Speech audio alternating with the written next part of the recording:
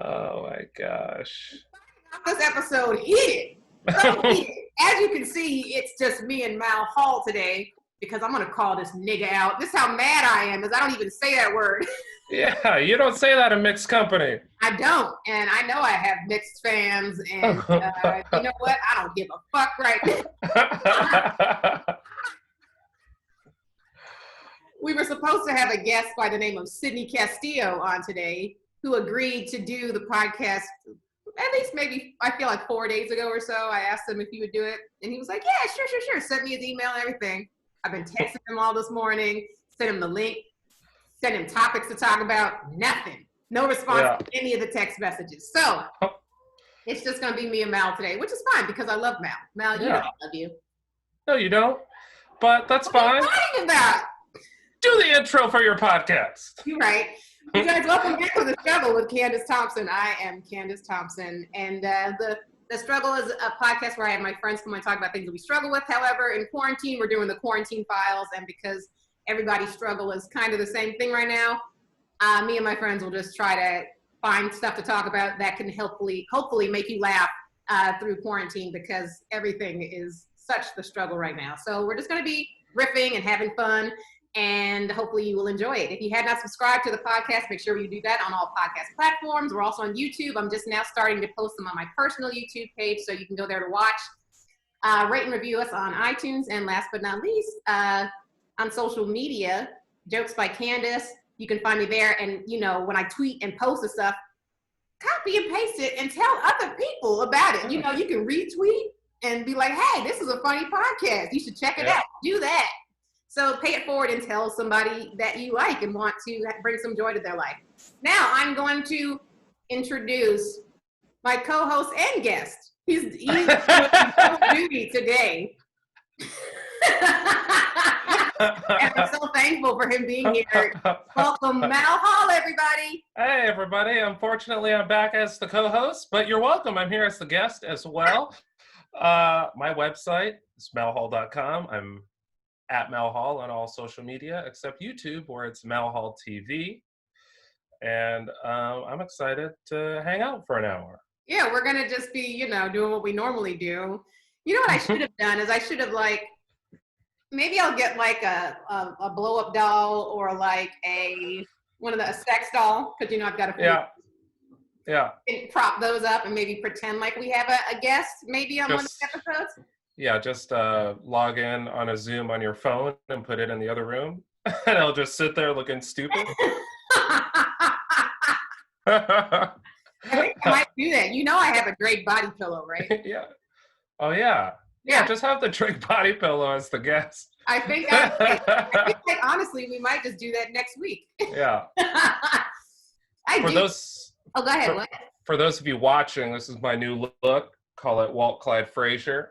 I just got the aggressive quarantine goatee. I had the quarantine beard, but it was like too much, and it's summer, dude. It's hot. So I just trimmed it to just this, and now I'm putting essential oils in the beard so it's not gross, and it's, looking nice.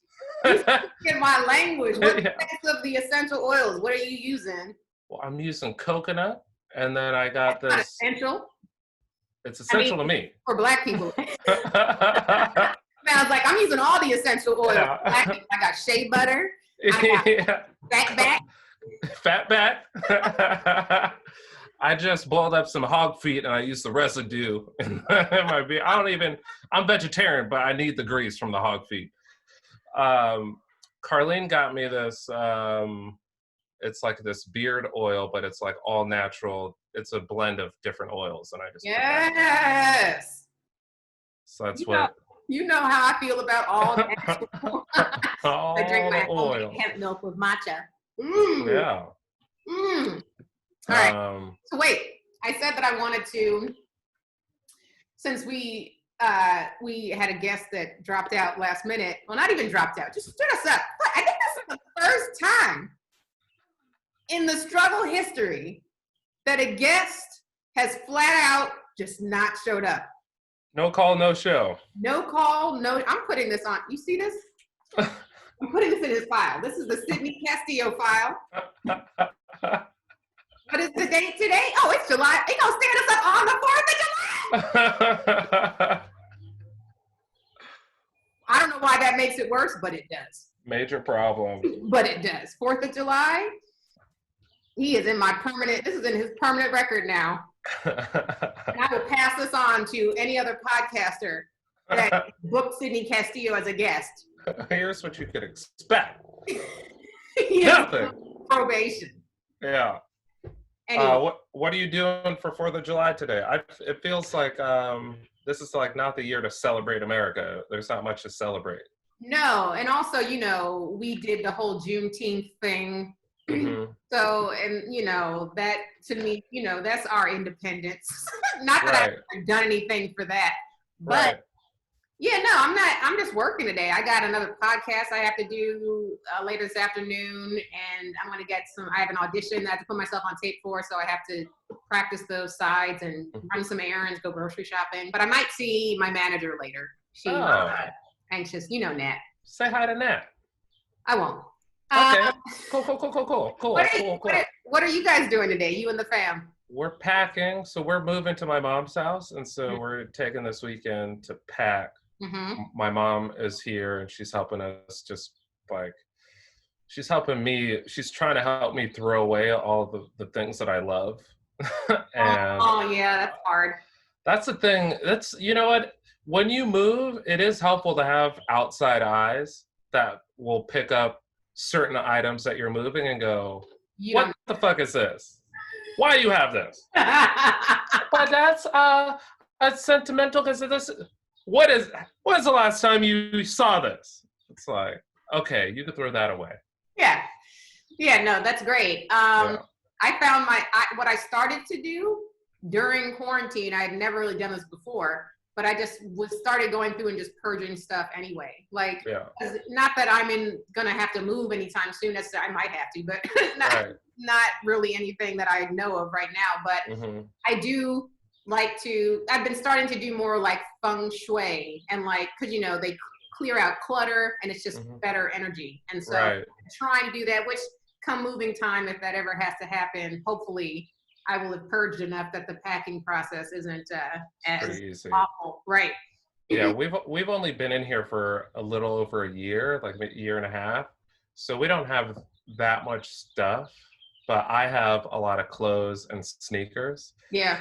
And you do. My mom stays trying to get me to throw away sneakers, and it's like, no, Mom, back up off my sneakers, and I have to count the boxes because if I leave and come back, my mom will try to sneak and throw away a pair of sneakers on me, and it's like, wait, so hold on, you keep all the boxes?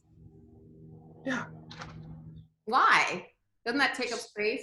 So I can have them stacked up, and I can see like, oh, okay, those are those ones, and then grab it. Oh, you don't have an organized closet? No. Neither do I. No. Yeah, no, but I just have shoe racks so that they're. Yeah. But I need more. I need more because they're definitely starting to pile up. I think you're underestimating the number of sneakers that I have. How do you know which ones you want to wear? Like, don't you have to go and look in the box to see which ones are which? No, because I kind of know by the boxes now, like what's what. And I have for autism. What's that? Have you ever tested autism? So I have a lot of shoes. The reason why I have shoes is because growing up we didn't have money, and so my mom only bought us one pair of shoes a year, and those were our shoes. We need one pair of shoes. Yeah. I wanted all these other shoes, but need one. And my mom told me, and this is a fatal mistake that she made as a parent. She said, I was like, I want those. And she said, well, you get a job and then you could buy whatever shoes you want. But since I'm buying the shoes, you get what you need. And I remembered that. I got my first job and I was like, first check, I'm going to buy some sneakers that I want. Yeah. Now I just have all the shoes that I want. But I'm still like, I don't wear them all. Like, I'm such a poor person in my head. I'm just like, okay, these are for a special occasion, so I can't wear them, and I'll leave them. But I'm such an idiot that I'll have like an event to go to, and I'm like, I need to get a pair of shoes for this event. And it's like, well, what about? You'll wear them once and that's it. Yeah, Well, yeah. Do you think that you would have this affinity for shoes if you were given the shoes that you wanted, or do you think this is specifically due to the fact that you felt like you were deprived of the shoes that you wanted? I mean, I'll never know. I mean, most of my black friends have a ton of shoes. Like, I think it might be a cultural thing where it's like we love the sneakers. It's Michael Jordan's fault. Yeah. It's Nike's fault for making cool looking sneaks. Yeah, no, but did you watch The Last Dance? Of course. Yeah, I just watched it when I went home. Yeah. And okay, first of all, I would like to say I really enjoyed it. I thought it was great. You didn't think you were going to, huh? No, not that. It's just I'm not a huge like basketball person, but what I do remember is I was a fan of the Bulls when I was growing up. Like I remember I had a Bulls cap, like Michael Jordan and that crew, Pippen and Rodman, like they made you want to just be a part of that. And so I feel is lacking nowadays. Like, and I it's probably not fair of me to say because I don't really go out of my way to watch sports too much more, but I just felt like it was a different time. It was a different era. And Jordan had so much to do with that, like so much to do with the culture of it. And so my favorite parts, and my nephew and my sister, they had already watched it and we watched it again when I was home. And he pointed out to me, like, you'll see how driven he is and the lengths he'll go to mentally get to where he needs to be to conquer somebody or conquer another team. And like that, well, the part that I found so funny, well, there was a lot of parts, because he to me is unintentionally funny. Like he has no idea how funny his mannerisms are. Yeah, and he has no sense of humor about himself, so you can't point it out to him. No, he would have to Yeah. Yeah. My favorite part though is the part where he said he lied. Oh, not lied, but he made up a story to himself about another player. That guy that said, "Good game, Mike"? Yes. Yeah. And so there was another player, and I don't remember what the player's name was or what team. I don't remember. But it's the Washington Bullets. I can't remember the guy's name. And he just kept like three-pointer after three-pointer after three-pointer, and he was scoring on Jordan. So Jordan, of course, his ego is hurt. And so he's telling the story about this guy who just got all these shots over him, and then at the end of the game walked by him and was like, "Good game," or whatever it was. He just said, "Good game, Mike." Yeah. Then you find out after he tells a story that dude never said that to him. Like So the story is I think the guy, he was like a regular player. He wasn't like a superstar or anything, but he had a great game. So he scored like 35 points on Michael Jordan. And at the end of the game, they walked by each other. And the story was that he said, "Good game, Mike," to Michael Jordan. And then the very next game, they played each other back-to-back games. So that next game, Jordan scored like 50 points on the guy. Yes. And come to find out in the documentary, like he never revealed it. And then in the documentary, he goes, "Oh yeah, he never said that to me." But that's the narrative Michael Jordan created in his own mind for him to mentally get to the place where he needed to go to destroy that guy in the next game. Yeah, and he did. He humiliated him.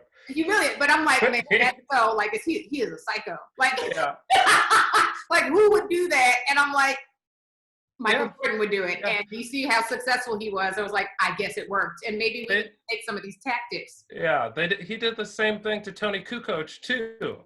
Oh, yes. I felt so bad for the guy. He had no idea. He's like, "Why are these guys so mad? Why are you so mad?" All because their general manager had been scouting him. Yeah. And some favoritism to this Croatian dude.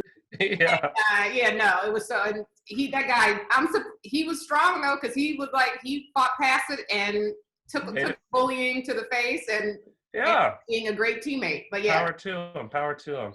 I thought the interesting part of the documentary was the fact that we can thank Michael Jordan's agent and his mom for Air Jordan. Like without those two, Air Jordan wouldn't be a thing, like the sneakers. Yeah. And that's like a cultural, the decisions by those two people convincing Jordan to sign with Nike changed, sneaker culture in America, in the world. Culture, sport, basketball culture, black culture, fashion. In the world. Yeah. Wild. I didn't know that either. I didn't know that he was leaning towards Adidas. Like Adidas was his brand. I had no idea that he didn't even want to sign with Nike like at all. I found it extremely interesting. Yeah.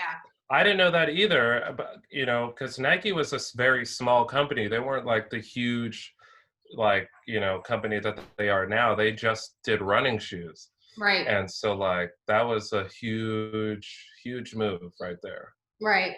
Well, like I said, I loved it. I thought it was extremely entertaining. If you haven't watched it, it's called The Last Dance. And I was like, why is it called The Last Dance? Because whenever my nephew would be like, Candice, did you watch The Last Dance? I immediately went to like a rom-com. I was like, is that the one with Julia Stiles and that black dude? Yeah. No. And I'm like, why is it called that? And I watched it and I'm like, oh, because I didn't know that it was about like their last season, season and how that all unfolded and the pressure they were receiving from that guy, Jerry Krause, who was the general manager. It's very informative. It's very entertaining. And even if you're not a basketball fan, I think exactly. Carlene watched it. Like I was like, oh, Carlene, you're going to learn a lot about like why I love Michael Jordan so much, because she didn't like really grow up watching sports. Like she's born in '88 too, so she was like a little kid during that run. I was born in like '94, so yeah. So you get it. So you get it. Actually, I was born when he was actually playing for. Because you're 24 years old, right? Correct. Yeah. But Carlene enjoyed it because sports is like, and the reason why sports is so big in America, I think, is because it's an awesome reality show because it's real drama. There's real drama attached to every play, and behind every play there's all these like the coaching and the scenarios that are happening that we don't know about. We just see the whatever happens on the field, but like I find it super interesting when you get the behind the scenes of like how certain plays break down. Same. And also before we move on, because I feel like just watch it, you guys. It's really good, and I don't want to give too much of it away, but how much the role the media, like, first of all, plays in everything. Yeah. We only get to see the side of Michael Jordan that the media wants us to see, and the same thing with like Rodman. Like I remember being a kid and being like, Rodman, that's a crazy motherfucker right there. Yeah. Remember when he had like a dress on? Yeah. And this was way before any of this stuff was acceptable. Right. Publicly. And so I just remember being like, oh man, that guy is wild, and just being like, he probably does drugs. All types of judgments in my head about him. Yeah. And then now I watch this and I'm like, man, I want to hang out with Rodman. Yeah. I mean, you were totally right. He does do drugs and all that stuff. I always thought of him as being like a bad guy because that's what the media wanted us to. And like, I thought all those things, but back then, all those things had such negative connotations attached to them. That I was like, there's no way he's a good guy. Like, there's no way. And then I'm watching it now and I'm like, this is the man. Good for him for going to North Korea because I trust Rodman doing it. There. Yeah. Well, I will say this, that seeing him, where he's talking to the camera, present day, I'm just like, because all these guys are getting so old now, and I'm just looking at him and I'm like, Rodman still has those piercings, and I'm just like, it's time to let him go. Like, let it go, bro. You're Dennis Rodman. You don't have to. Yeah. You've been there, done that. You're a cool guy. You'll be a cool guy till the day you die. But enough. You shouldn't be. What is he going on 60 now with the lip piercings and the? I'm like, enough. Let me see how old he is. But I guess once you do that, it's kind of like Mr. T probably still has his mohawk, huh? Yeah. Probably. So yeah, I guess maybe it's one of those things where you just commit to it, and that's who you are till the day you die. He's 59 years old. Yeah, he's almost 60 years old, still has the nose rings and the lip ring. Multiple nose and lip and earrings. It's like, come on, man. Come on, dude. You're probably a grandfather to maybe some kids you don't even know about. Yeah. Yeah, no, I really enjoyed it. That and the media. I will one last thing on this is the with Michael Jordan's father. Yeah. Yeah, and what do you honestly believe?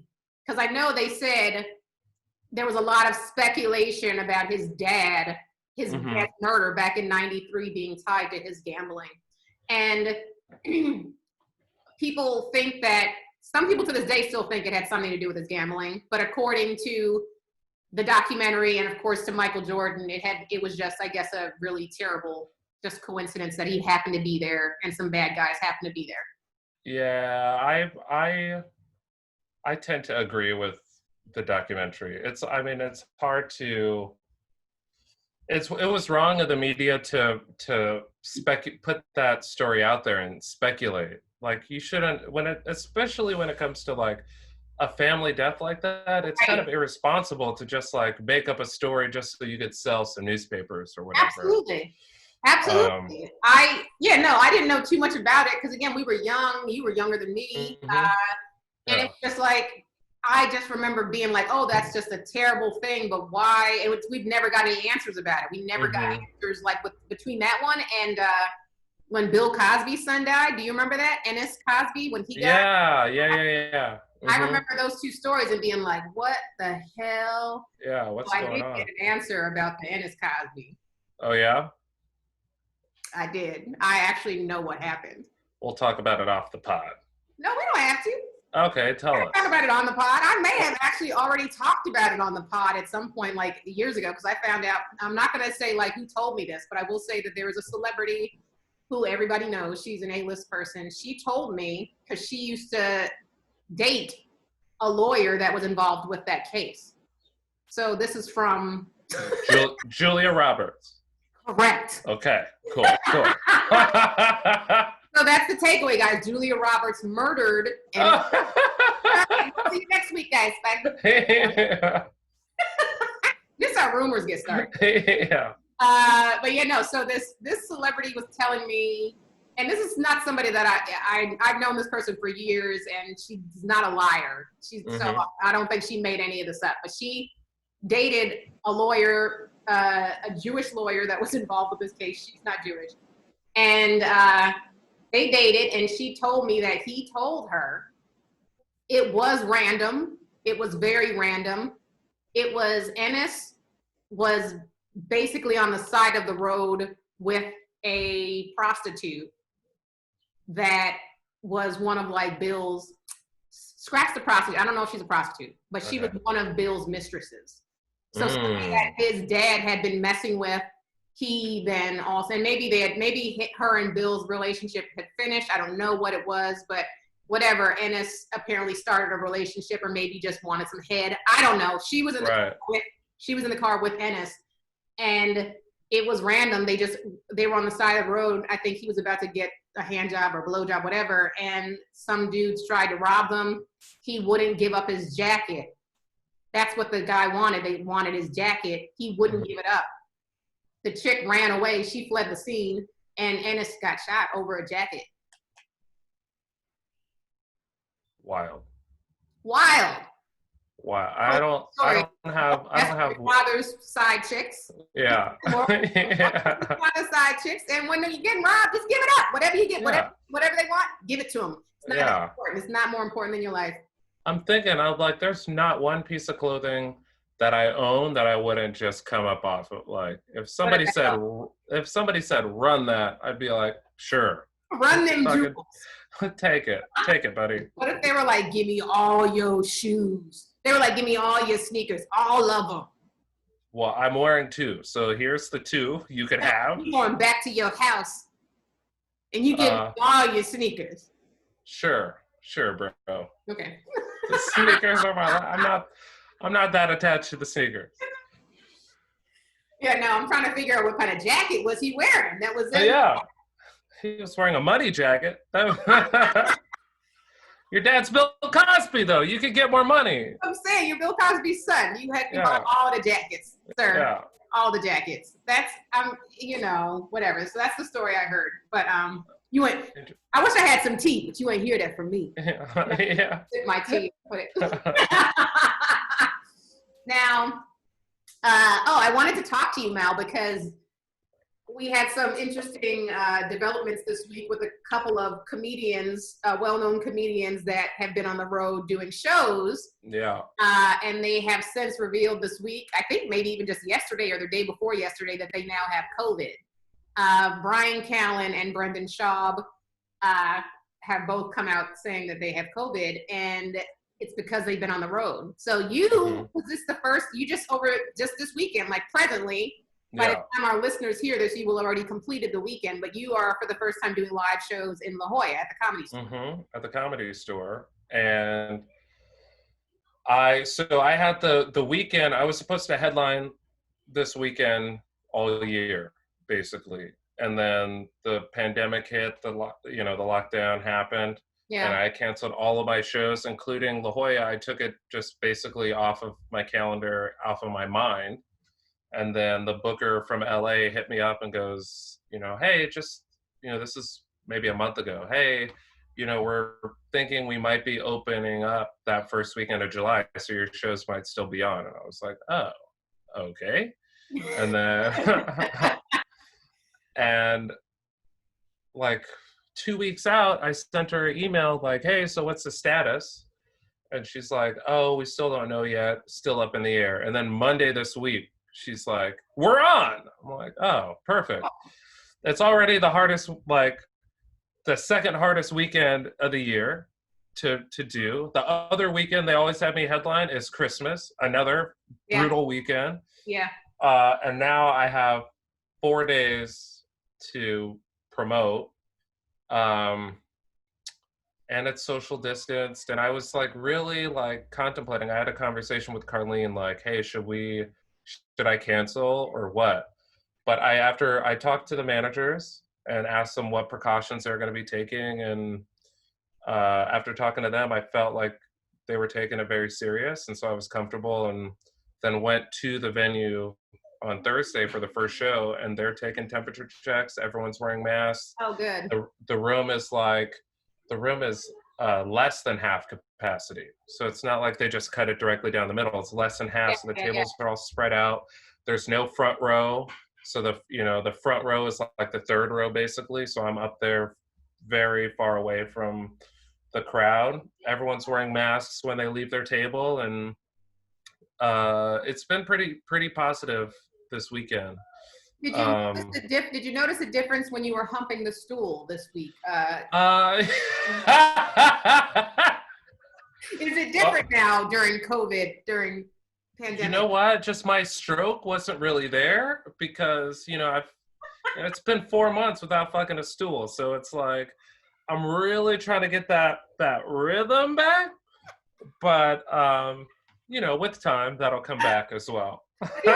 Maybe you should buy a stool just to have at home. Just at home to practice? Yeah. You know how white people fuck. They fuck like this. And black people be like, body roll.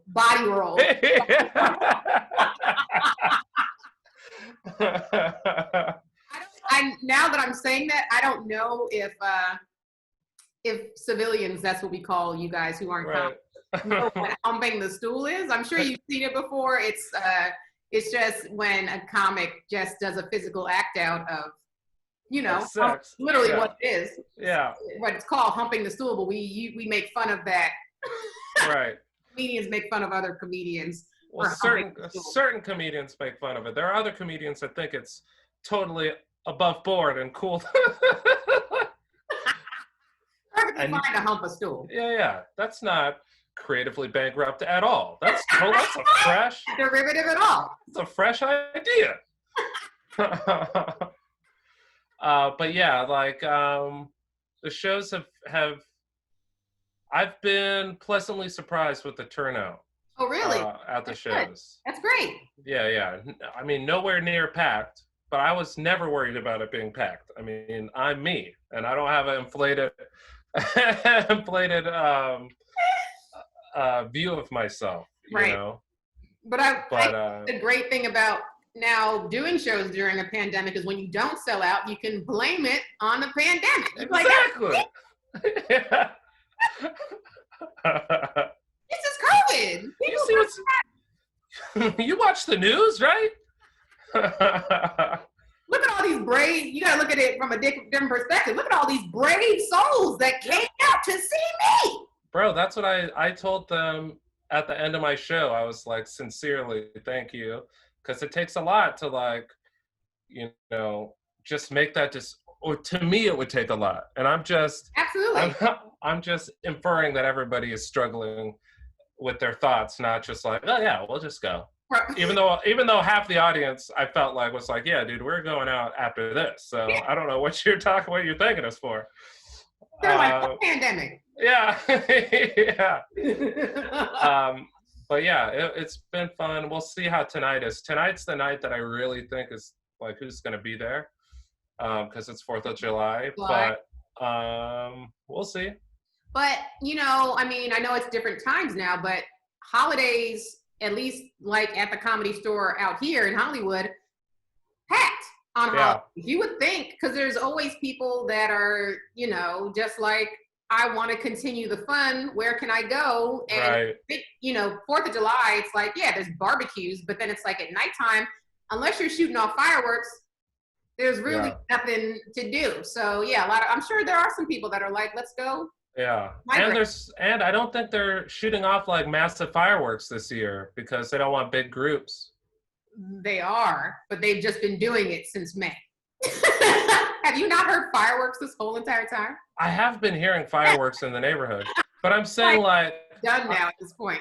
But I'm saying like, you know how like in Santa Monica, they'll do like a huge fireworks display. Like, I don't think they're doing those. No, they're not doing that. Yeah. People doing their personal fireworks. Yeah, idiots. Yeah, I mean, is it just me? Well, why is fireworks associated with dumb people? Like, I have never, and maybe it's because you always hear about a person blowing off their fingers. Yeah. And you're like, you could not have been smart. Like, you just couldn't have been. But I think also because they're illegal, there's something about like that type of person that goes out of their way to find something illegal when you shouldn't be doing it. Mm-hmm. So maybe that has something to do with it. I don't know. But yeah, I don't picture intellectuals shooting off fireworks. No, I don't get the appeal either. It's just like, you know what it's gonna do? It's gonna go pew, pew. Cool. After one time, it's like, you want to do it again? I mean, I guess, yeah. Go for it. Yes. I've definitely been around people lighting the fireworks, and I'm like, well, I'm gonna stand back here. Like, I stand behind a wall like I'm at the dentist and I'm the hygienist taking the x-ray. I'm like, hey, I'll be back here with my cocktail, dude. Light it off. You do that. That. It is a very childlike, because like I think that's when you do get excited about it, is when you're a kid and you see these sparkly things and you're just like, oh, like I remember being in the only, like even as a kid though, fireworks didn't excite me, but I did like those little poppers. Did you ever have those poppers that you throw on the ground? Yeah. I did love those, and I will say right now, if I had a handful of those, I'd be. I mean, but that's fine because those aren't gonna start a fire. You know what I mean? Like, there are people shooting off fireworks that have made it into the sky because I've seen out the window. Like, I'm a dad now, so I'm just like looking out the window. Yeah. And but it's like, we live in a dry area where we get no rain, and there's fires every year, but you're shooting off something that could potentially start a fire with the cover of night, so we can't see where you are, and it's just like. Is it fair to say, I've just come to this in my head, I just made a correlation. Is it fair to say that the same people that play with fireworks are the same people that are setting their houses on fire with turkey fryers on Thanksgiving? Yeah. That's good? Yes. Yeah. Same people. There's like a small portion of the population that's like cooking enthusiasts that are like, okay, this year we're gonna do the deep fried, but they're responsible about it, and they have like a setup and like a lowering system. They're not walking over the thing with it in their hand, just dropping it in like an idiot. Oh no, my arm's on fire. Yeah, dude, that's because oil splashed up on it. That's because you've been day drinking and you're covered. Exactly. Yeah. Exactly. Your arm is drenched in bourbon. Maybe that had something to do with you setting yourself on fire. Your arm and your brain is drenched in bourbon. Stupid. Stupid. I had no idea it's going to turn into a shit on people who play the fireworks session. There's a loose hair. There's nothing I hate more than a loose hair. I'll find, that's what I don't understand. Like, it'll just be, I'll feel it, like it'll be like an inch on my arm, and I'll be like, what is that? And then I'll grab it off. But I don't understand when, that's why I don't understand why women who are pregnant, how they cannot know they're pregnant. Because I'm like, I'll just find a hair on me, and I'll be like, what is, get off of me. Right. How do you have this thing inside of you and you have no idea what it is? I don't know. I don't understand it. Maybe I'm wrong. Yep. Call in if you're a woman who is pregnant and didn't know it, and explain to me how that could happen. So operators are standing by. Please call in. Al's also one of the operators. He's not only co-host, my guest, but he's also an operator for people who want to call in. Standing by. Standing by. What? I was gonna say, tell me about this video that you wanted to talk about. Oh yeah, so since we're talking about COVID and doing shows, oh wait, I wanted to ask you another question about that really quickly before we transition to the Farrakhan video. But so you've now been doing the shows, and you feel safe that the club has taken precautions for you to feel safe and for the other people to feel safe, that you don't have to worry about it too much. Right. Are you open to doing shows on the road, like flying somewhere and going to another club? You would just feel safe staying there in La Jolla? I feel safe because it's 20 minutes from my house, and I'm looking at these people that I know, and they're like, I know that they're taking it serious because they don't want to shut down. Right. And so they're to the T, like they're stressed out that they're doing everything to the letter of the law. And that makes me comfortable. Right. I'm not trying to get on a plane right now. I'm not trying to like be around. Like that picture of Brendan Schaub and Callan, like they're in a packed theater. Like it's, and people are like shoulder to shoulder. Yep. And it's like, and I'm sure they were greeting people afterwards too. They're probably, I think Callan may, and I don't know if I'm making it, maybe it came to me in a dream last night. It didn't happen. Sometimes that be happening. I'm like, did that happen or did I dream that? I think he said something about bumping fists. Like if you bump fists with me after the show or something like that, maybe get tested. Something like that. It's so, like, and I don't know, you know, none of us know their money situation. Maybe they're desperate and they need cash or something, but I don't know about Callan, but I know for sure there's no way Brendan Schaub needs to be doing shows right now. He was an ex-MMA fighter. He also has a very successful podcast with Theo. Like, I actually have heard the numbers that podcast makes, at least in the general area. And I need to be doing that. But so it's like, it's almost, it's just cavalier to do that on that level without, and what state was that, in Texas or something?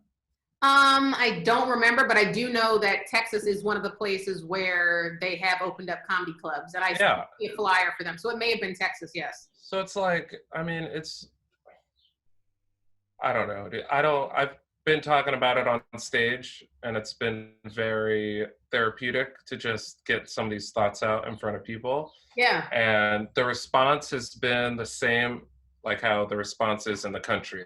I could tell half the audience is like, hell yeah. And half the audience is like, okay, when are you going to talk about something else? Because can we move it on? Because last night specifically, they weren't feeling it. And I was like, okay, cool. I only have about 15 to 35 minutes left on this subject. And that's, and that power to just see people get disappointed, you can't feel that on a Zoom show. Like there was like 8 people in the audience, and you walked 3 of them. Yeah. Bye. Yeah, no, I don't know how I feel about doing shows in front of again, like how you said with La Jolla. If they told me those were the precautions they were taking, and I knew the ownership, but so often as comics when we do shows on the road, they don't like. We know how we get treated when we go on the road. Like we get disrespected. Like, and a lot of times club owners are just shitty people, and so they'll run games on you and like don't try not to get out of paying you your full amount. And it's like if they're doing that shit on a regular day, I know for a fact they're not going to be taking care of themselves or what they're supposed to be doing during a pandemic. So I mean, even with the green room, like the green room in La Jolla is tiny, right? So we don't use that. We're using they have the lobby cordoned off.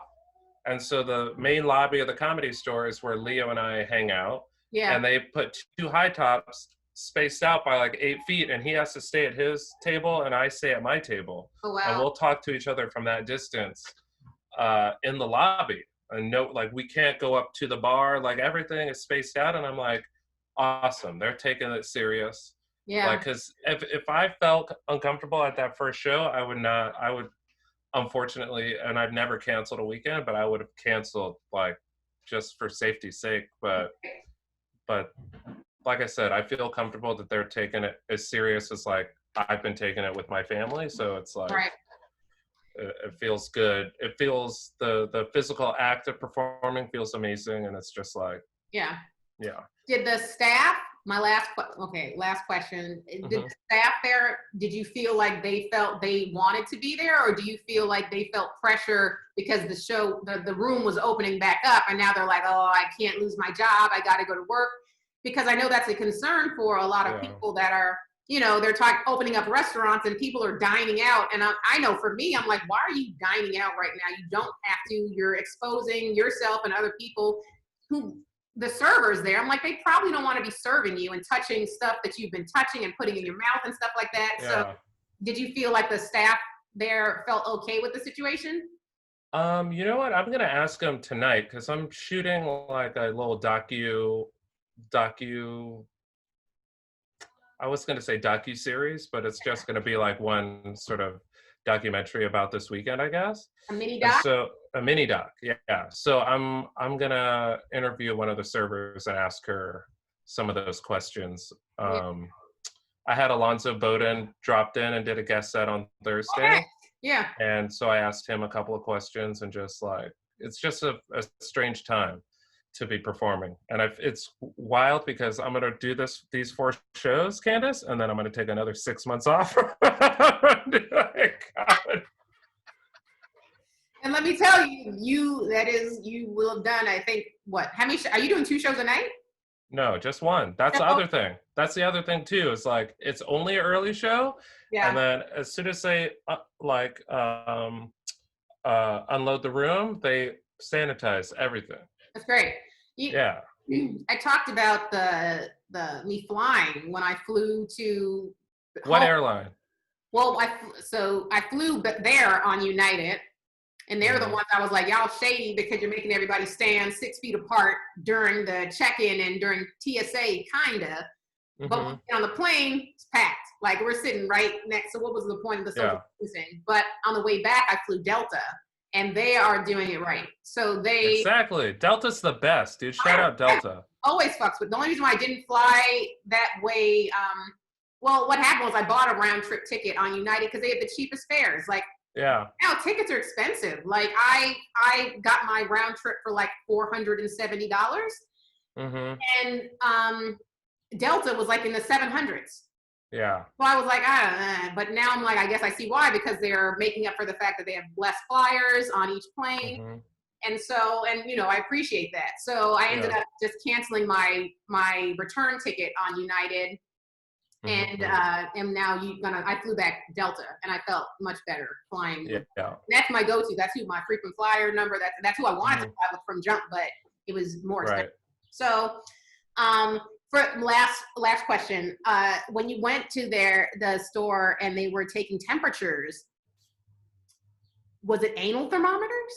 Yeah. So they have a little booth, like a small tent that you step into one at a time. Mm-hmm. And the door guy, who is also not a doctor, will take a thermometer and rectally Stick it up your uh, up your butt.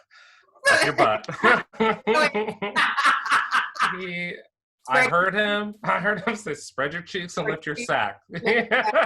Shout out to Chappelle. Everyone says that now because Yeah. spread your cheeks, lift your Lift your sack. sack. There's better ways to find out who I am and Not true. Not at all. Spread your cheeks, lift your sack. Myself, even though I have no sack. Doesn't matter. Yeah. Every time. Yeah, it's hilarious. Okay, so now I did want to talk about, and I think this just happened today. And I mean, when our listeners hear this, this will happened on the 4th of July. But so Louis Farrakhan, our Lord and Savior Louis Farrakhan, has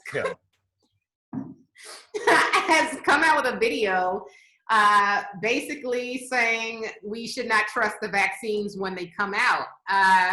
He's speaking, I think, specifically to brown people, Black people and brown people, because he knows our past with our history with trusting medical professionals and how they love to kill us. Right. So he put out a video saying, Fauci, the government in general, we shouldn't trust them when they come out. So I have my thoughts on it. I'm just curious as to if you're going to take medical advice from Louis Farrakhan. Yeah, as our guest who no called and no showed would say, nigga, no. Like, no. Oh, Anthony Fauci, just in my opinion, through this entire thing, has been like from where I sit as a father and just like as a relatively intelligent human being, he seems to have the most actionable, factual, bipartisan, unbiased advice. Like, he's a doctor, he's a scientist, and it's just like, I choose to believe him and like whatever the CDC regulations are. Hilarious. Did you see Sydney Castillo was calling? Yeah. An hour after we're done. We're almost done. Yeah. So those are the guidelines that me and my family have been following. It's like the stuff that he's been putting out there. And so it's like, no, man, I'm like, and I don't know much about Farrakhan. I know who he is, but I think that like, it's hard. I don't like, and this might be me talking out of school, and you could tell me if I sound crazy or what, but just from my perspective, it's like, why do our Black leaders always have to be fucking cartoons and shit? Like, it's like, come on, man. Well, like, not all of them, just him and Al Sharpton. Right. It's like they're the equivalent of like Donald Trump, in my opinion, of like, where it's just like, you're just a character cartoon, and some people just choose to like, to take your word for it, and without doing research. And that's a power that they know that they have. Right. And that's like a power that you have to be careful with. For sure. He's got he's had some problematic things that he said before, like he's definitely like homophobic, and here's what I will say. I will never take medical advice from Dr. Louis Farrakhan. But I will say this, I understand his concern. Yeah. And if you ask me personally, am I going to get a COVID vaccine when this is all said and done? No, I'm not. I don't personally trust it. No. Right. But if you want to do that, that's on you. Go for it. But I do understand. I understand his concern. I understand when you look back at the Tuskegee syphilis experiments and how for 40 years they were just letting Black men die under the pretenses of we're going to help you get better and we're going to give you free health care. And also you look at the history of Black women. It's still, Black men, I understand that like the ratio of Black men getting shot in the streets by cops it's it's crazy how frequently astronomical. Yeah. Astronomical. And so, and then people are always like, well, Black men are the ones that are the targets when it comes to police brutality. I'm like, yes, that is true. Black women have also died. Black trans people have also died. But I will say when it comes to Black women specifically, we are targets in the medical industry. That is how a lot of Black women just don't get the care. Why? Look, Sydney's trying to join. I'm gonna accept him, and then we can shit on him for the last 8 minutes of this podcast. Okay. But I will say one last thing is that, and I don't know what Sydney was going to talk about when we come on, but with Black women specifically, like there used to be a procedure, I think called a Mississippi appendectomy. Okay. They called it, but they would go in for a procedure and leave, and the doctor would have taken their uterus out to sterilize them. They would go in for something else, and the doctors would go in there and take their uterus out so they couldn't procreate. So I'm just saying, I'm not saying that we need to listen to what Louis Farrakhan is saying, but I understand his concern. And if you want to get a vaccine when it comes out, go for it. To all the listeners, I personally do not trust it. I don't trust it with this COVID stuff, but I will treat the vaccine when it comes out just like how I treat the iPhone when it comes out. I'm gonna let everybody get it first, and they can figure out the bugs, and then I'll get it when it's worked out. Oh, hello. Really, Sydney? Oh. Hey. Hi, guys. Sydney? Hi. First of all, believe the women. I just want to say that. Second, I want to say, sir, I'm so glad you're healthy and good, sir. Candice, God is working on everybody, including me. And I woke up and I checked my phone and it said, when your phone cuts on, all your text messages come up right away. It's like, here's the link. Here's what we're discussing. Where are you at? And I was like, hey guys. We have 6. Jada's crazy, right? Isn't Jada crazy? Isn't Jada crazy? Jada's crazy, right? August, all of it. We didn't even get to that story yet. We didn't even get there yet. Perfect. Let's go. We have 6 minutes left. Let's rock out. And I'm sorry. Are you hungry? I can send food to where you guys are at. It's a pandemic. Sydney, How you doing? Castillo. How you doing, Sydney?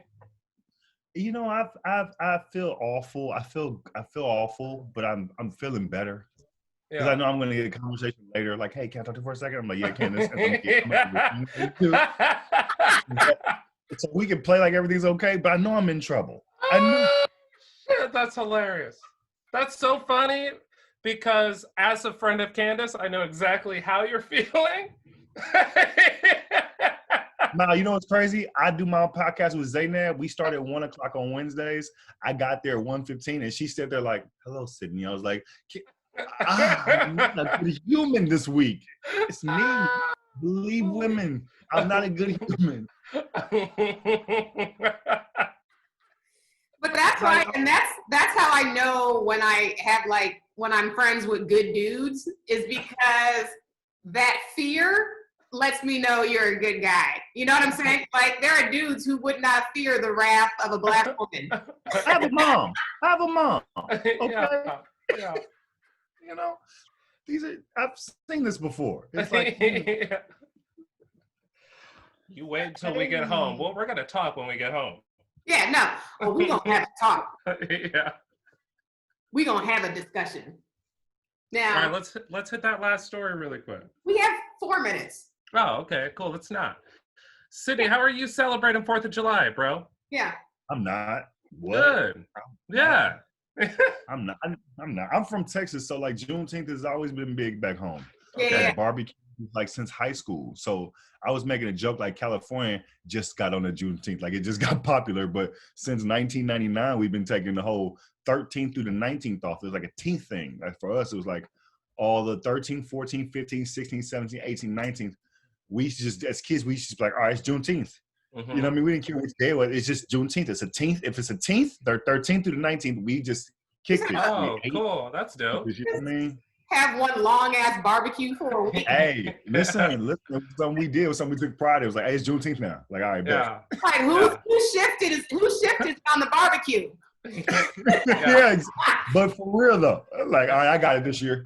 It's like, it's like a millennial girl took it over. It's my birthday week. This is Juneteenth week. Exactly. The whole week. What are y'all doing? Whoa, nothing. I'm packing, I'm moving. Candice is chilling at the house. It's like, it doesn't feel like this is definitely not the year. Like in years past, like definitely since I turned 21, I would go to like barbecues or parties or whatever on 4th of July. I've never been like an America person, but like. Because you're black. Yeah. You're black and Asian. Yeah, but this year especially, it just doesn't feel like, that's not the look. But no, this is not the time to have pride in our country. Yeah, you could say it's like justice for all, and justice for all isn't happening. You really can't celebrate what the country is supposed to be about. Right, for sure. Until you really get justice for all, and when you get justice for all, we can reopen the celebration to what America is supposed to stand by. But until it has, it's just justice for some. Well, then, right. I don't want to participate in that. I'll be waiting for Juneteenth week next year. Exactly. Let's get t-shirts. Juneteenth week. Yeah. Sydney, I know you just joined us, but before we wrap up. Can I please be a guest again? Can I please be a guest again? Please, Candace. I'm so sorry. Mal, I'm sorry to you too. It's all good. I'm sorry. I'm sorry. I told my wife, I have a wife, Mal. I told her Thursday, I said, I got to do a podcast with Candice at 2 because I know me. She said, okay, at 2. And so I woke up at like noon, like, I got more time. Went back to sleep. I'm learning how to flip houses, Mal. So I was up at 5 a.m. on YouTube, like, ooh, investments. Okay, this is what I'm gonna do with some pandemic money. And then, are you really learning how to flip? Yeah. Oh shit! No, I always look. I got the Property Brothers. I watch all those shows. The Property Brothers. So many people that people know about it. I'm just learning. It's like this rich white dude. I told my friends, like, Sydney, he's been around for a long time. It's a black dude who helps people out a lot about how he took $7,000 initially and turned to 100,000. Like, I'll be studying all these videos at night, and so I go to sleep to him. So I'm sorry that I was late. Well, justice for Breonna. Anytime you mad at me, justice for Breonna Taylor. Like, no, I'll have you back on. You're going to be on probation though for a while, so I'll let you know when you can come back on. But let's just do next week. Do you know Willie? Do you know Willie Mack? Yes. He does. He does that. Yeah. You should hit him up. Does he? Yes. Yeah. He does that in like I want to say Texas or wherever he's from. He's bought a bunch of like 1-bedroom houses and turned them into rental properties or flippers. Mm-hmm. He was telling me that's like where he makes a lot of money, like of his money to like be able to do LA stuff.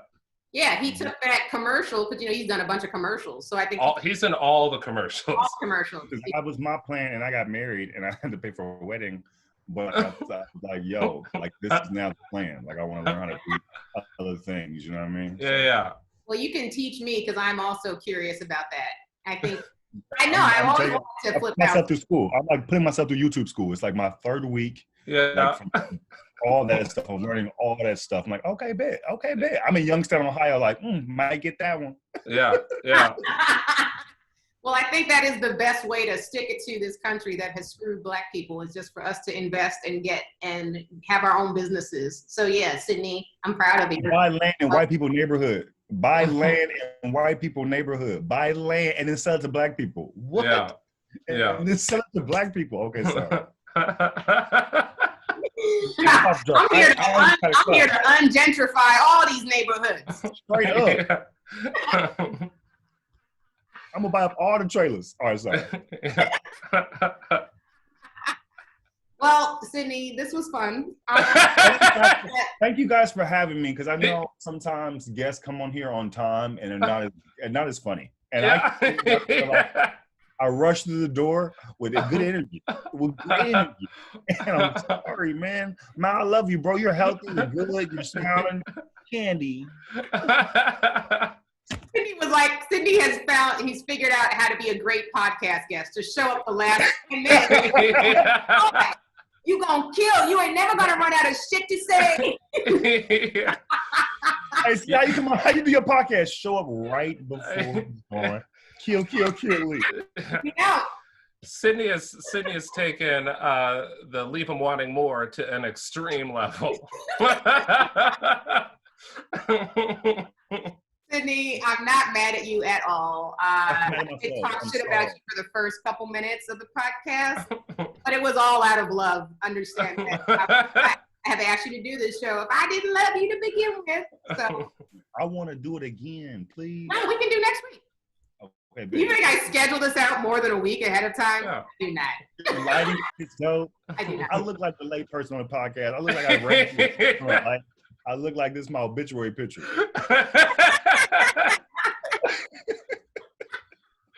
This is the picture they put on the shirts. Like, remember seeing it? We can put that on our Juneteenth t-shirts. That's hilarious. So stupid. All right, you guys. Unfortunately, we have to wrap this up, but thank you to my loyal listeners for coming once again. Thank you for your service. To my new listeners, I hope you enjoyed. If you have not subscribed to the podcast, make sure you do that. We're on all podcast platforms, and you can watch on my YouTube channel now. I'm posting the videos up there now, too. And rate and review us on iTunes. And if you have not subscribed to this, or not subscribed, damn it, if you haven't told somebody about the struggle and you're listening to it regularly, make sure you do that. Pay it forward. Mal, where can people follow you and unfollow you if they want? Again, unfollow me as quickly as possible at Mal Hall on all social platforms, Mal Hall TV on YouTube. Don't even watch. Like, don't even think about it. Forget I even said it. Fuck me. And Sydney, for the people who you gave just enough. What is this? Hey man, if you like comments, small little doses, follow me, man. At Sydney is funny. I only say that because I'm vain. It's SYD. It's funny on all social platforms. I'm probably not gonna respond back to you because I'm an introvert, but I'll say things every now and then. I hope you like them. Yeah, no, this has been great, Sydney. You're one of my favorites, and you're hilarious. Thank you for taking out 12 minutes out of your schedule today. And I know you're very busy right now. And we'll see you next week. Yeah, no, we can do next week. So same thing. At 1 o'clock. We didn't even get to one of the stories that I sent you, so we can discuss that for next week. I got ideas. I wrote some stuff, so cool. Don't try to get brownie points now, Sydney. It's too late. All right, guys. Till next time. Bye, you guys. Peace.